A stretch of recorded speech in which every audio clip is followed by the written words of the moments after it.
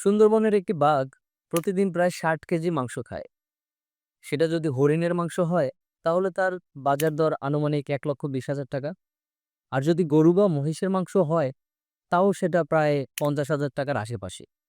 অর্থাৎ একটি বাঘ প্রতি মাসে প্রায় 15 থেকে 35 লক্ষ টাকার মাংস খায়। অথচ বাঘের কোনো ইনকাম নেই, কোনো সঞ্চয়ও নেই।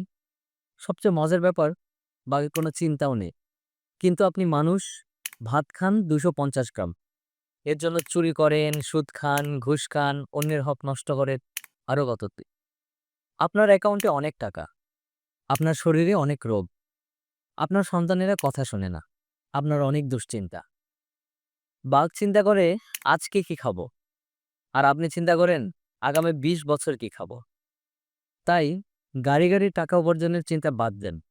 মনে রাখবেন, 84,000 মাকলুকাতের মধ্যে একমাত্র মানুষই টাকা উপার্জনের জন্য জীবনের অনেক সময় ব্যয় করে। অথচ অন্য কোনো পশু পাখি বা প্রাণীর টাকার দরকার হয় না। তারা কিন্তু না খেয়েও থাকে না। আপনার ক্ষেত্রেও তাই হবে। আল্লাহ আমাদের সঠিক বুঝ দান করে।